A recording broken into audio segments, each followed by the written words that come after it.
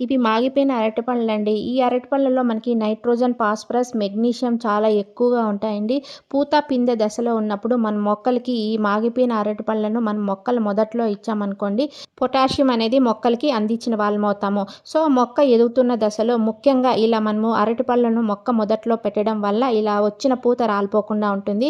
వచ్చిన flower size కూడా పెద్దగా రావడానికి, ఆకులు యెల్లోగా మారకుండా ఉండడానికి ఈ మనకి పొటాషియం అనేది చాలా బాగా యూజ్ అవుతుందండి. కాబట్టి 15 రోజులకు ఒకసారి ఇలా మాగిపోయిన అరటిపళ్ళను కానీ, బనానా పీల్స్ కానీ మనం అప్పుడప్పుడు ఇలా మొక్కలు చుట్టూ పెట్టామనుకోండి, టైం టు టైం మన మొక్కలకి పోషకాలు అందించిన వాళ్ళమవుతాము. అలాగే మనము బనానాస్తో బనానా ఫర్టిలైజర్ చేయవచ్చు, బనానా పీల్స్తో కానీ ఫర్టిలైజర్ చేయవచ్చండి. ఎన్నో రకాలుగా మనకి బనానాస్ అనేది చాలా బాగా అద్భుతంగా మన గార్డెన్లో పనిచేస్తుంది. అలాగే చాలామంది మా పూల మొక్కల్లో పూలు పూయడం లేదు, అలాగే గ్రోత్ లేదు, వచ్చిన మొగ్గలు రాలిపోతున్నాయి అంటూ ఉంటారు కదా. అలాంటి వాళ్ళందరూ ఈ మాగిపోయిన అరటిపళ్ళను ఇలా మొక్కల చుట్టూ పెట్టండి. 15 డేస్లో రిజల్ట్స్ అనేది మీరే గమనిస్తారు.